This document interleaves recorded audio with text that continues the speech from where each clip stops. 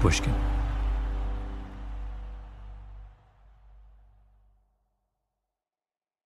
The colored streak tears around the clay circuit with the speed of the wind, increasing his lead with every stride. Also running on the sprint. About 4,000 athletes competed in the 1936 Olympic Games. But Jesse Owens is the one people remember. Jesse Owens in the 100-meter. Jesse Owens starts moving. He's a yard or two out in front. Matt Camp is coming second up on him. Jesse Owens was born in Alabama, the son of a sharecropper, self-effacing, soft-spoken, and an unbelievable athlete. In 1935, as a 21-year-old, he'd already set 3 world records in a single day, all in the same hour, with a bad back. The world's most superb runner makes the others look as if they're walking, as he wins the final and equals the world's record time. And in 1936, even the Germans were expecting something great from him. Now, Mr. Owens, how many gold medals do you hope to win? Wie viele Goldmedaillen wollen Sie eigentlich wegschleppen? It's the desire of every athlete to win a first place in the Olympic Games. In 1936, he was slated to compete in 3 events. And since I'm in 3 events, I hope to emerge with 3 victories. I hope. 100 meters, 100 meters, 200 meters, 200 meters, and broad jump. 100 meters, 200 meters, and the broad jump. Later, they added a 4th event, the 4x100 meter relay. He would win gold in all 4. The only person to win 4 gold medals in the Berlin Olympics. And that is why you know the name Jesse Owens. But it all could have turned out differently. Because of that broad jump. You've seen a broad jump before. Today it's called the long jump. And it's one of the more dramatic Olympic sports. The jumpers sprint down the runway, hit a takeoff board, and they look like they're flying. And then they land in a huge spray of sand. So, the morning of August 4th, 1936, 10:30 a.m., in the Reichssportfeld, it's the long jump qualifying rounds. Best jumpers go on to the final. Owens had just run his heat in the 200 meters. Immediately after, he headed over to the pit. It was the 3rd day of the games, and by then he already had his first gold medal. So, it was a surprise when he botched his first jump. By some accounts, he thought it was a practice run. No sweat, though. He had 2 more tries. So he lined himself back up and started jogging down the runway. He took off and came up short. He had 1 jump left. If he screwed up that last jump, he'd have been out of the contest, and he'd have gone from being the only athlete to win 4 gold medals in 1936 to one of 3 athletes who'd won 3 golds, right up there with Conrad Frey and Hendrika Mastenbroek, who actually would have had more total medals than him. And I ask you, be honest, have you ever heard of Conrad Frey and Hendrika Mastenbroek? No. And probably, if he'd missed that final qualifying jump, you wouldn't have heard of Jesse Owens either. So after the first 2 misses, Owens was rattled. But then something miraculous happened. Something that changed the course of Jesse Owens' life and made him a legend. I'm Malcolm Gladwell. Welcome to Revisionist History, my show about things overlooked and misunderstood. In this episode, Ben Nadaf Haffrey and I are talking about one of the biggest stories to emerge from the Berlin Games. A story about 2 athletes making good on the promise of the Olympics. Cross-cultural understanding, sportsmanship against all odds. A moment that became key to the Olympic mythology and to the legend of Jesse Owens. A powerful, incredibly important story that's hiding a very big secret.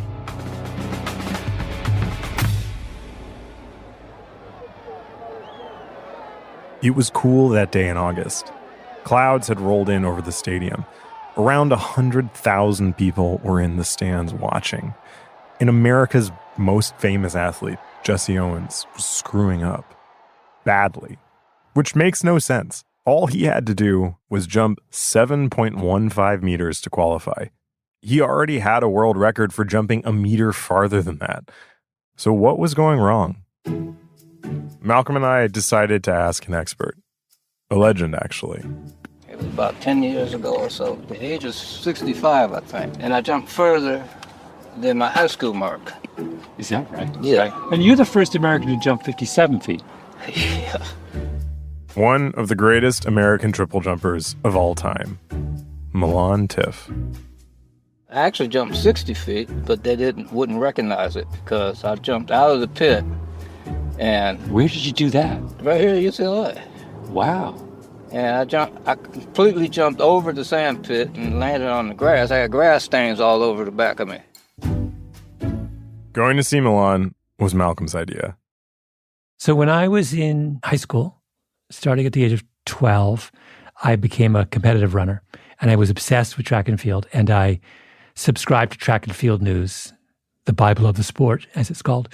And Milan Tiff was this extraordinary, first of all, he was astonishing looking. There was something kind of ethereal about him.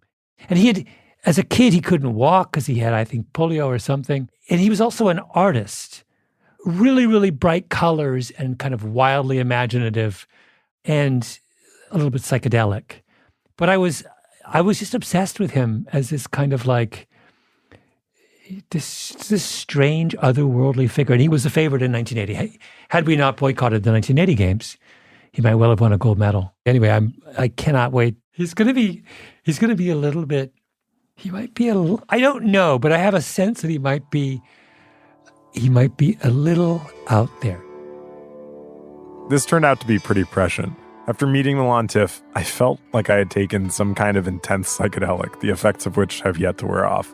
The first humans. It's unbelievable. I understood that to walk is just to take a number of tiny long jumps. I found myself transfixed by an actually gorgeous painting of Milan's, portraying a pair of empty tighty-whities suspended in a blue abstract space called, mysteriously, Palm Springs. And the birds and the trees would all fly down. They're just tapped into the same frequency as I have when I'm running and jumping. We flew out to Los Angeles, where he lives, so he could take us out to the UCLA track. And when we got there were several helicopters hovering above us the whole time, which only made everything a little more surreal. And Olympic legends just walking up to him, literally bowing down. This, I think, because they wouldn't normally see him. He told us he prefers to run in the morning, by which he meant 3 a.m. Oh, cool. Tiff took us out to the broad jump pit to help us get inside Jesse Owens' mind, which we thought he could do because he's a master of the approach, the part Jesse Owens was screwing up, but also because... So you actually knew Jesse Owens when you were a kid? Oh, yeah. I'd sit and he'd tell the stories. Yeah. And I'd hear all the stories. And, he talked about his experience in Berlin. We asked him to tell us about how you're supposed to approach a jump. Yeah. You got to have a giddy up first. That kind of rocking. You have to have or a jiggle, we will call it. Yeah. You have to have a jiggle or a giddy up before you even get into your run. Yeah. That adjusts your run. Is that why, this is obviously the broad jump, but Lou's Long, I noticed he does this sort of like hitch in his leg before he starts running. Is that what the giddy up is? Yeah, it's like a dance. It's like a preparation. Can you show us what your giddy up was? Well, it's like a 1, 2, 3, 4, 5. Then you start your run. Yeah. And I taught it to Willie Banks. Uh-huh. Oh, yeah. World record. Taught it to Bike Pile. World record. We gave it a shot on the track where, at the very same time, actual Olympic athletes were practicing for this year's games. Was it embarrassing? It was mortifying. Did we set a world record? Not even close. Did we become friends with any Olympians?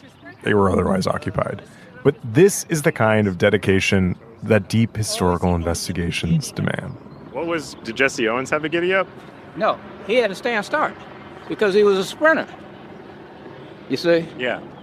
That's why he was losing the steps all the time. He didn't have a jiggle. Well, he didn't have a jiggle. No, he didn't have a jiggle or a giddy up. Yeah. And it took his competitor to say, man, come on, you got to do something first. Jesse Owens' competitor, facing down the pit at the Reichssportfeld. Lutz Long. Lutz Long was Germany's champion broad jumper. Hitler's champion, and he looked the part. A fine aquiline nose, framed by your classic blonde hair and blue eyes. As Owens wrote later, Hitler was in the stadium that morning to watch. Owens knew that he'd like nothing better than to see a black man lose to an Aryan. The thought was nagging at him, messing up his focus.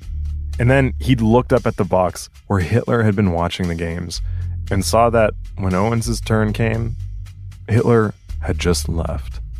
It made his blood boil. That's why he was fouling out. He was psyched out by all of it, distracted. And when he saw how amazing Lutz Long was at the broad jump, he began to wonder if there was something true about all this Aryan stuff.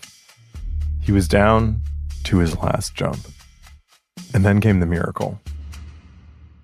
In an autobiography he published in 1978, Owens wrote, "Suddenly I felt a hand on my shoulder. It was Lutz Long." Look, there is no time to waste with manners. What has taken your goat? Obviously, we had to reenact this.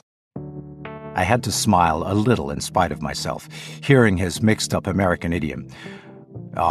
Nothing, I said. You know how it is. He was silent for a few seconds.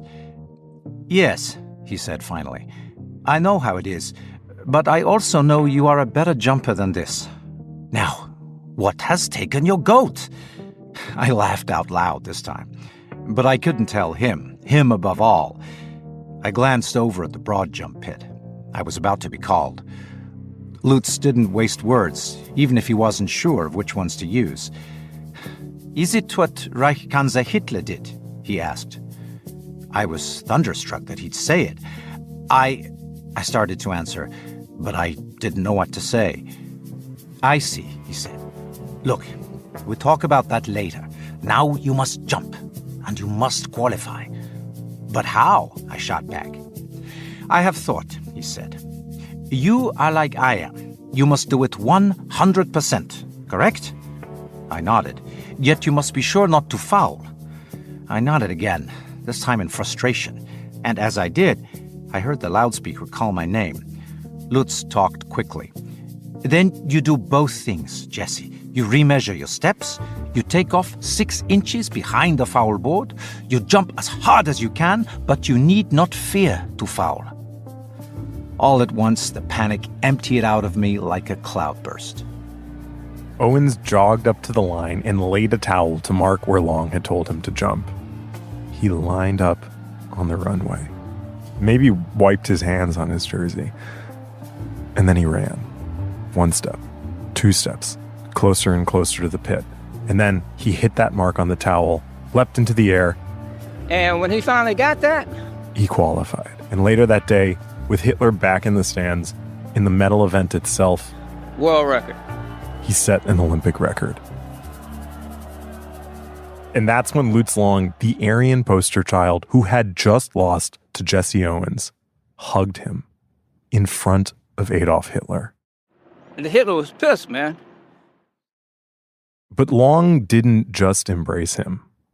According to Jesse Owens, later that night, they met up in the Olympic Village. The hours ticked on, and they stayed up late talking about their lives, the state of the world, and the uncertain future. Some kind of strange bond had been formed between the men that day, because then the next day, they did it again. And after that, again, and again, and again. Every single night of the games, they met up to talk. They became friends. The dream of the Olympics was real for them. They bridged an unbridgeable gap between 2 cultures, 2 races. Something unbreakable had bound them. After the games, when Owens was back in America and Lutz Long was still in Nazi Germany, they wrote letters to each other. Even after Long was serving in the Wehrmacht, the Nazi army, back and forth across the Atlantic, for years. They kept coming until right before Lutz Long was killed in the war. He was stationed in the deserts of North Africa. On some lonely desert hour, he sat down to write one last letter to his friend. I am here, Jesse, where it seems there is only the dry sand and the wet blood. I do not fear so much for myself, my friend Jesse. I fear for my woman who is at home and my young son Carl, who has never really known his father. My heart tells me, if I be honest with you, that this is the last letter I shall ever write. If it is so, I ask you something. It is something so very important to me. It is, you go to Germany when this war done, someday find my Carl, and tell him about his father. Tell him, Jesse, what times were like when we were not separated by war. I am saying, tell him how things can be between men on this earth.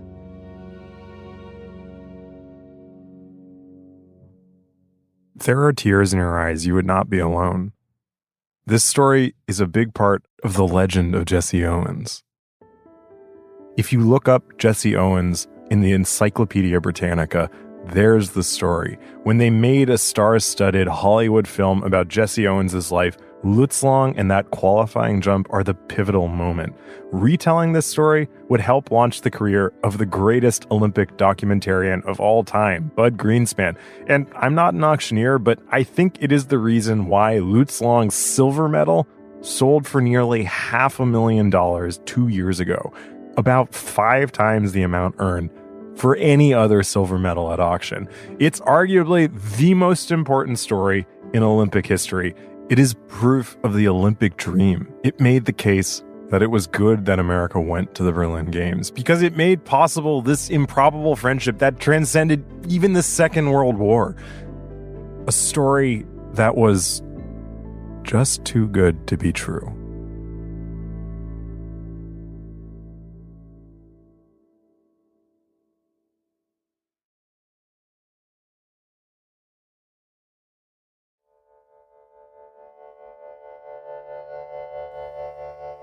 This entire series, we've been telling stories about the way people made sense of having the Olympics in Nazi Germany.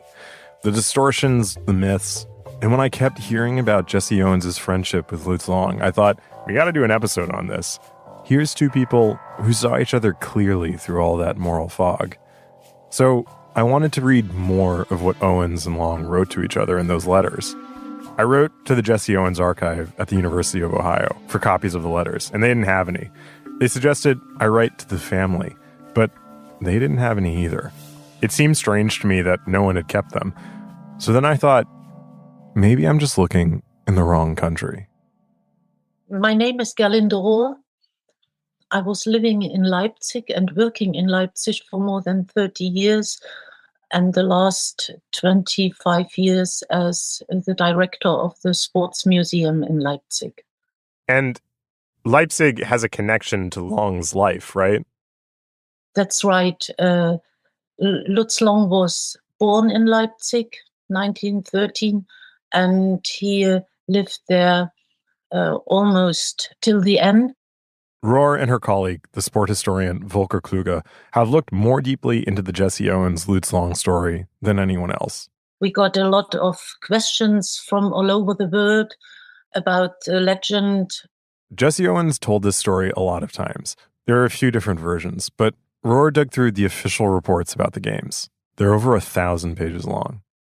There is a very good documentation about the Olympics called Official Report of the 1936 Olympics, and they describe it very exactly what happens and where. Alongside that official report, the most important bit of documentary evidence is an article Kluge turned up, written by Lutz Long himself. It was published about a week into the games, and it's called Mein Kampf mit Owens, My Struggle with Owens, which I suspect is a deliberate reference to Hitler's memoirs.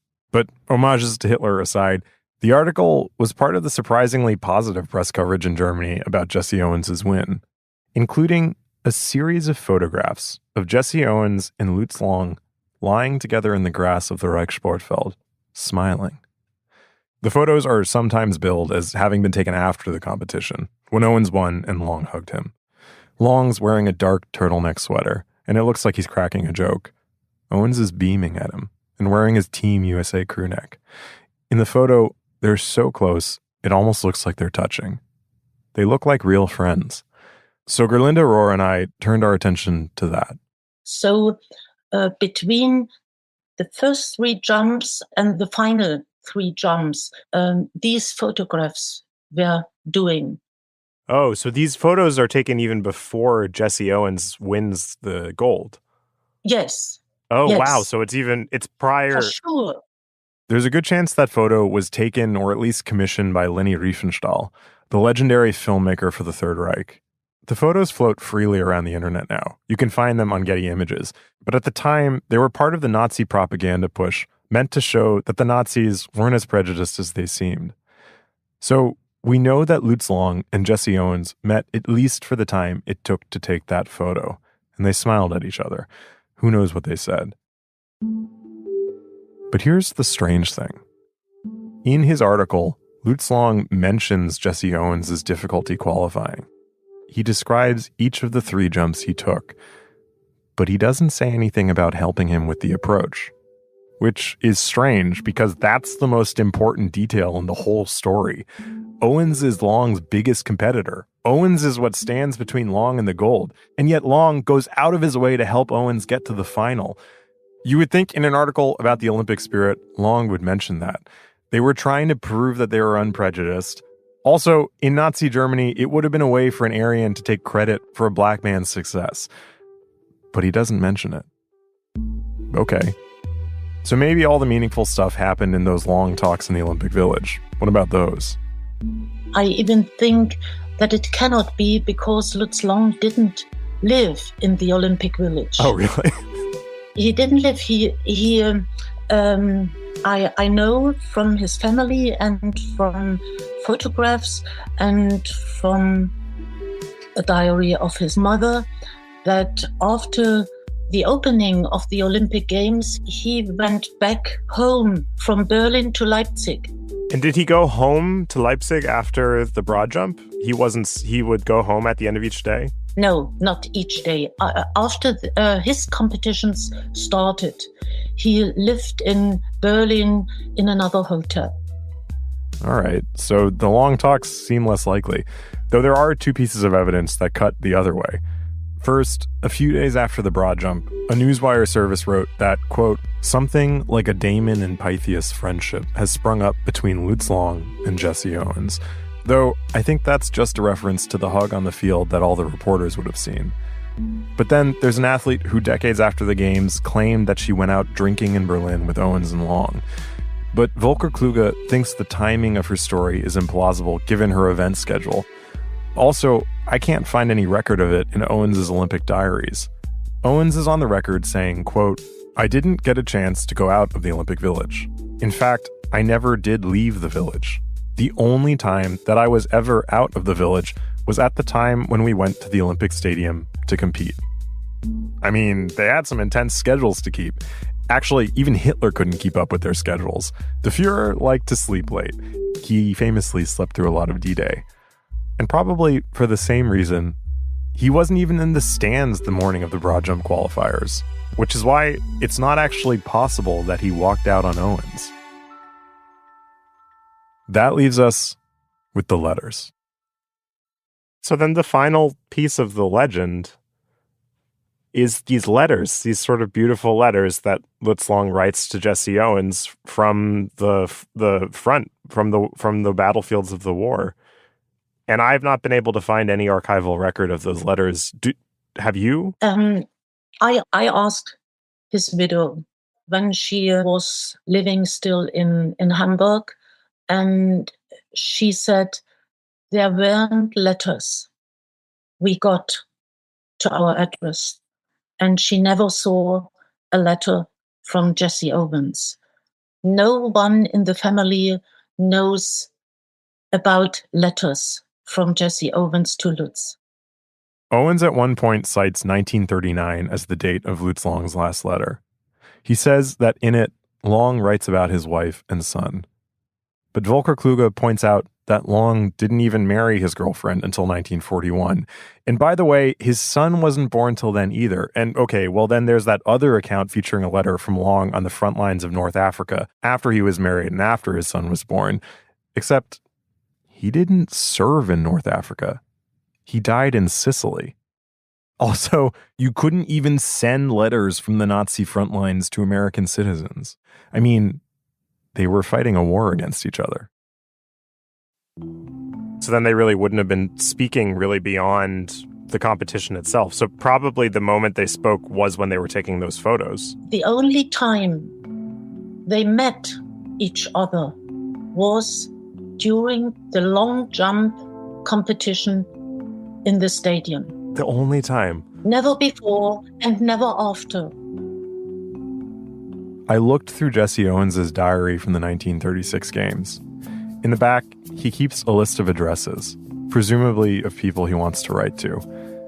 And there's no address for Lutz Long in there. It was starting to look like this amazing Olympic story just wasn't true. But then I was left with a new question. If it's not true, how did it catch on? We'll be right back.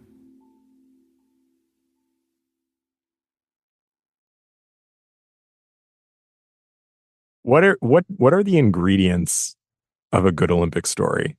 Well, I mean, I would start with the mathematics of the games, which are tremendously appealing from a storyteller's perspective, which is that you have, whatever, I forgot how many sports, 50, going on simultaneously with athletes from all over the world. So you have an infinite number of stories to choose from. Like a farm system. It's a farm system. Storytelling. Yeah. So every year, a different one bubbles up. You know, Mark Spitz, a dentist, wins 7 golds. Nadia Comaneci, a kind of beautiful waif from Romania. It's this kind of wonderful natural experiment in myth making. It just has an enormous strategic advantage over the other big sports spectacles. World Cup, Super Bowl. Those are monocultures. Yeah, I think that's totally true. And like in the myth making thing, you have this ancient aura to it. Yes.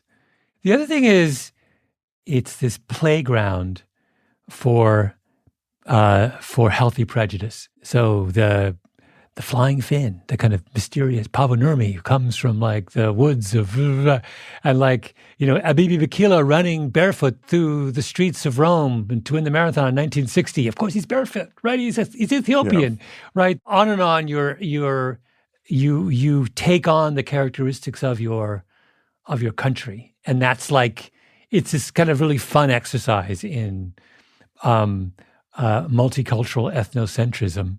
Right. It's like, what's in the water over there? Yes, that's right. Did you ever cross paths with Bud Greenspan? No.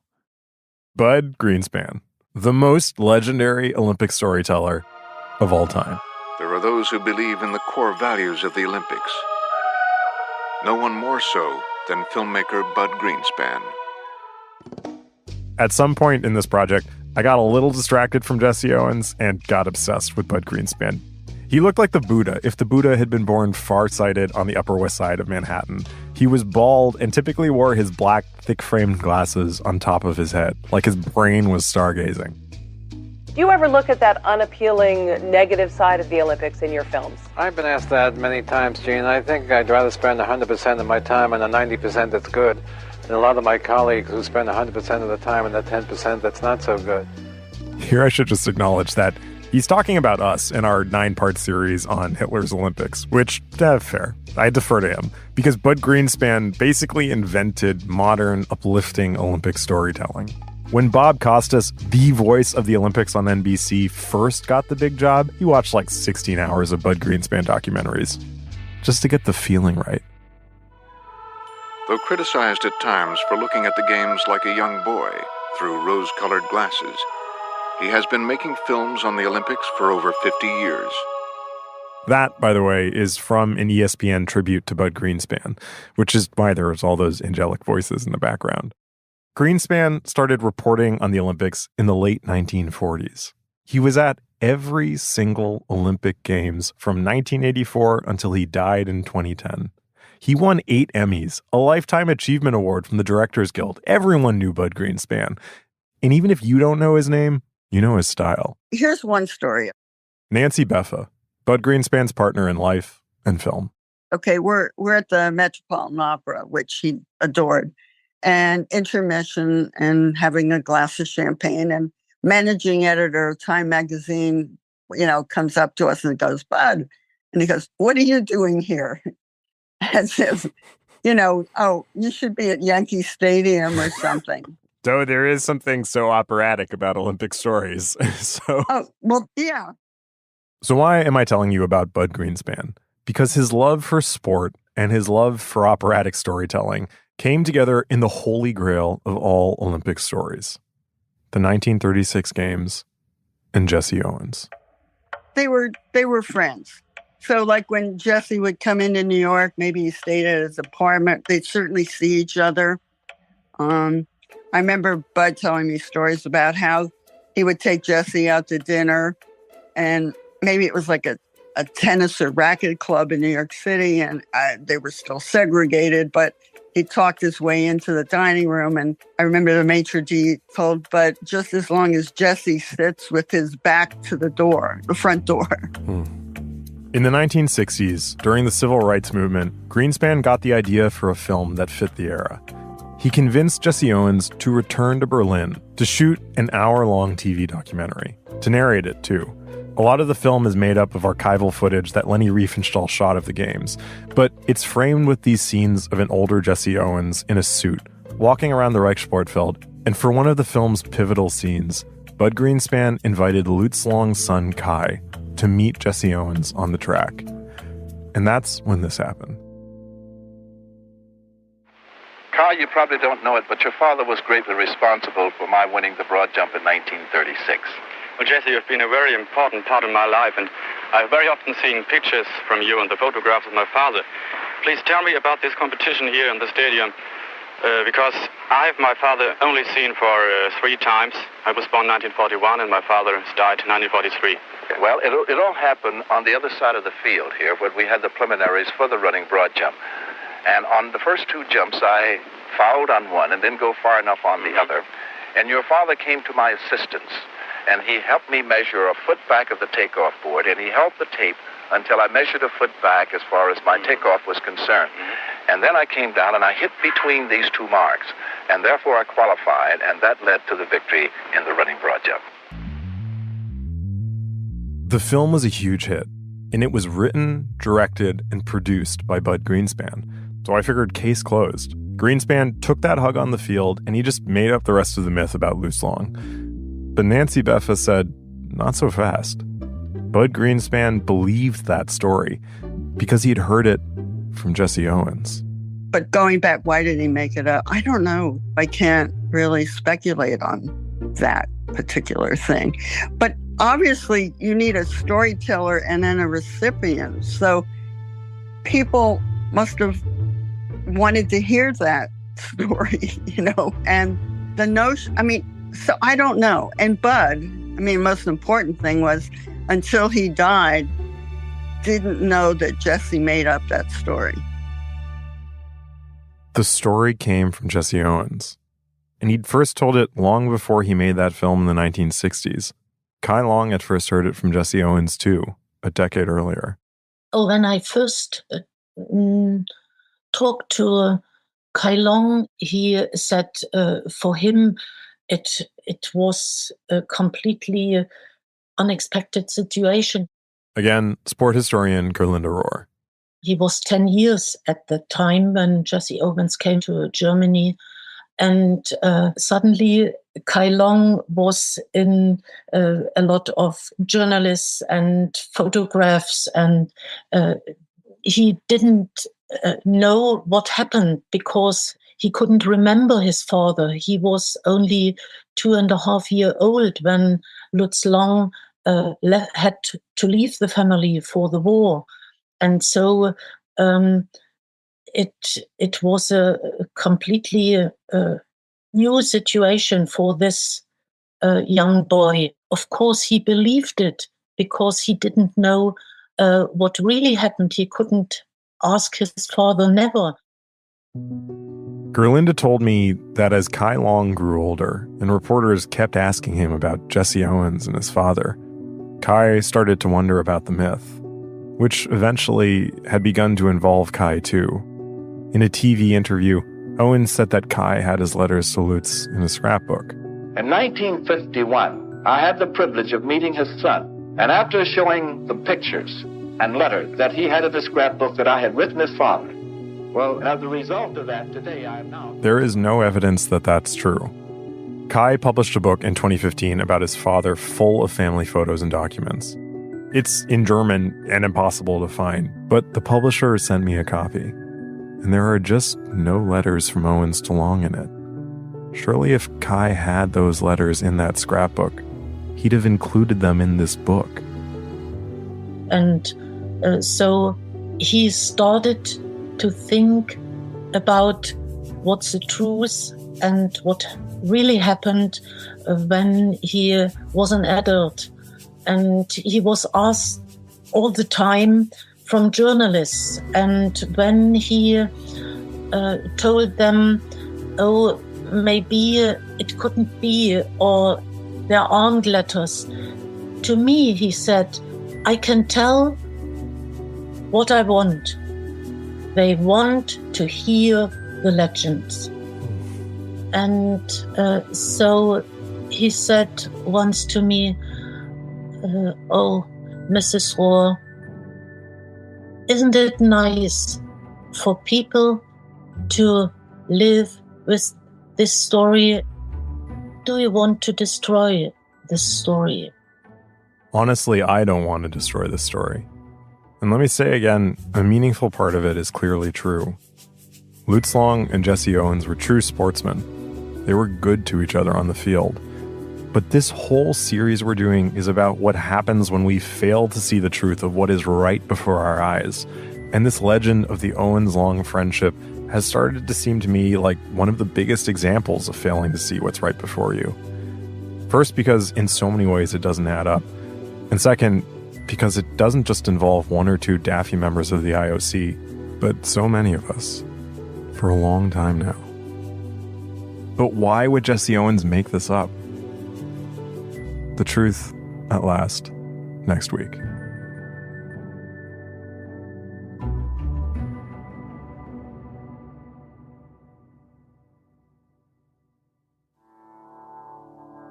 Revisionist History is produced by me, Ben Nadif-Hafrey, Dolly Emlin, and Nina Bird Lawrence.